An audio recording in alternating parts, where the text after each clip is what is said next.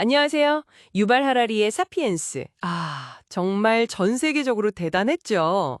인류 역사를 아주 거시적으로 보면서 우리가 왜 지금 여기 있는지 상당히 도발적인 설명을 내놨습니다.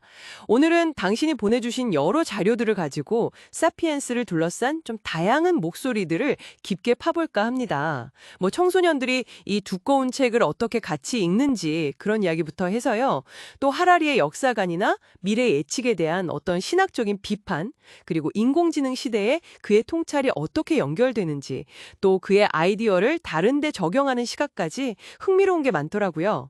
자, 그럼 하라리 이야기의 진짜 핵심이 뭔지, 또 그 파장은 어떻고, 당신에게 가장 와닿을 통찰은 무엇일지 지금부터 한번 같이 찾아가 보시죠.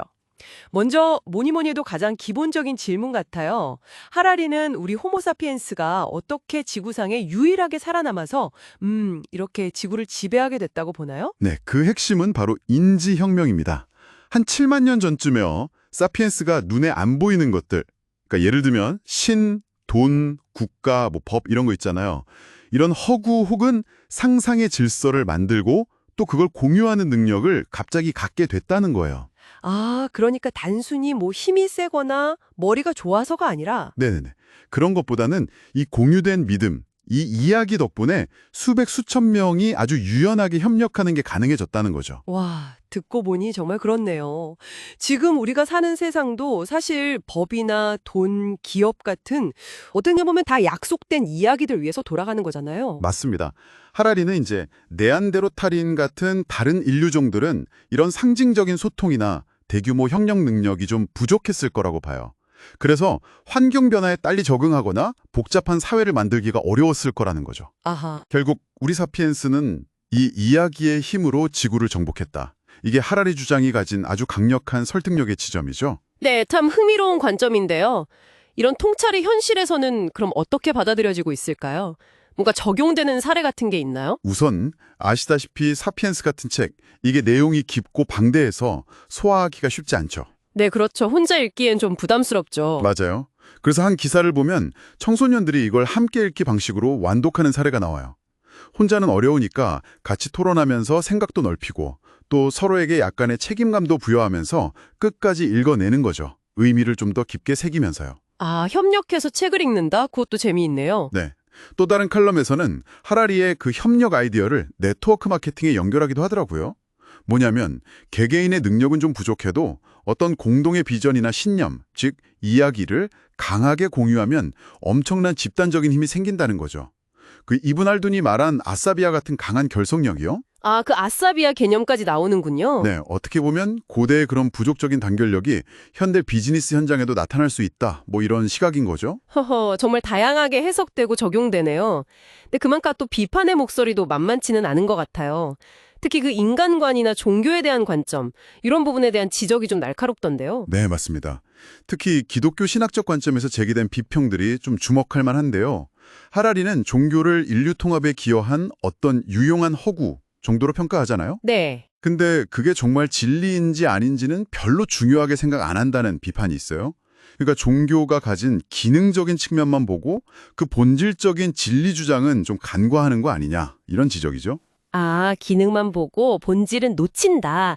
또 그의 주장 자체에 좀 모순이 있다는 지적도 있었던 것 같은데요. 그렇습니다. 예를 들어서 역사의 진짜 실체는 개개인이 겪는 고통이다. 이렇게 막 강조를 하거든요.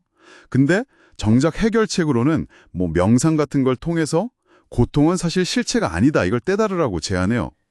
좀 이상하네요. 고통이 핵심이라면서 고통이 없다고 말하는 셈이니까요. 네, 약간 그런 모순처럼 보일 수 있죠. 또 하나는 모든 게 그냥 우연한 진화의 결과다. 이런 자연주의적인 역사관을 따르면서도 슬쩍 보면 역사의 어떤 방향성이나 목적, 그러니까 전문용어로 목적론이라고 하죠. 마치 역사가 어떤 목표를 향해 가는 것처럼 서술하는 부분도 있어요. 이것도 비판 지점 중 하나입니다. 그럼 이런 비판에 대해서 뭐랄까 대안적인 시각 같은 건 어떤 게 제시되나요? 기독교적인 관점에서는 보통 이렇게 얘기하죠. 인간의 존엄성은 그냥 생긴 게 아니라 신이 부여한 하나님의 형상에서 온 거다. 그리고 인간은 원래 혼자 사는 존재가 아니라 공동체적인 존재고 진짜 자유는 이기심을 차오는 게 아니라 사랑 안에서 실현된다. 뭐 이런 강조점들이 있고요. 네. 또 인간 안에는 본성적인 악함, 그러니까 죄가 있다는 걸 솔직하게 인정하고 고통을 그냥 외면하거나 없다고 할 게 아니라 오히려 예수의 고통과 희생을 통해서 그 의미를 찾고 극복하려는 길을 제시하기도 합니다. 그렇군요. 이제 좀 미래 이야기로 가볼까요? 인공지능 AI 시대에 대한 하라리의 경고도 굉장히 자주 인용되잖아요.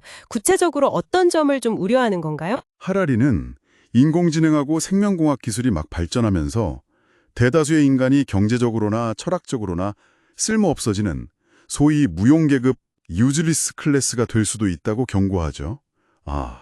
상당히 좀 섬뜩한 예측이에요. 무용계급이라 생각만 해도 좀 그런데요. 물론 기술의 미래에 대한 시각은 뭐 하라리만 있는 건 아니겠죠. 당연하죠. 기술 발전을 아주 비관적으로 보는 입장도 있고요. 니오 러다이트라고도 하죠. 반대로 기술을 통해서 인간의 한계를 넘어서려고 하는 트랜스휴머니즘 같은 낙관론도 있고요. 또 기술과 사회가 서로 영향을 주면서 같이 변해간다고 보는 기술 사회 상호작용론 같은 입장도 있습니다. 네, 다양한 관점들이 있군요. 네. 그래서 하라리의 경고는 이런 다양한 관점 속에서 AI가 가져올 일자리 문제라든지 기술을 가진 사람과 못 가진 사람 간의 격차, 즉 AI 격차 문제, 또 민주주의에 미칠 영향, 더 나아가서는 로봇에게 법적인 지위를 줄 건지, 자율주행차가 사고 냈을 때 책임은 누구한테 있는지, 이런 윤리적이고 법적인 딜레마들에 대해서 우리가 빨리 고민하고 대비해야 한다는 점을 좀 강하게 일깨워주는 것 같아요. 네, 정말 고민할 게 많네요. 그렇죠. 그래서 OECD의 AI 원칙 같은 걸 보면 결국 기술이 인간을 위해서 인간 중심적으로 가도록 잘 통제하는 게 중요하다. 이런 목소리가 점점 커지고 있습니다. 다시 한번 확인했고요. 또 그에 대한 여러 반응들, 비판들, 그리고 미래에 대한 전망까지 좀 폭넓게 살펴봤습니다. 그의 거대한 서사가 분명 매력적인 건 사실이지만 인간이나 종교, 또 미래 해법에 대한 그의 진단에는 여전히 많은 질문과 논쟁거리가 따라붙는 것 같습니다. 당신에게는 어떤 지점이 가장 깊은 인상을 남겼나요? 하라리는 보이지 않는 것을 믿는 능력, 그게 사피엔스를 특별하게 만들었다고 했잖아요. 그렇다면 인공지능이 점점 더 현실이 되어가는 이 시대에 우리 인류를 새롭게 하나로 묶어주거나 혹은 정반대로 갈라놓을 미래의 이야기는 과연 무엇일까요? 혹시 기술 그 자체가 새로운 신화가 되는 걸까요? 아니면 그의 비판자들이 말하는 것처럼 우리는 더 근본적인 가치나 오래된 지혜 속에서 길을 찾아야 할까요? 어쩌면 이 질문에 대해서 당신 스스로 한번 답을 찾아보는 과정이 오늘 저희가 나눈 이야기의 가장 의미 있는 마무리가 될 수도 있을 것 같습니다.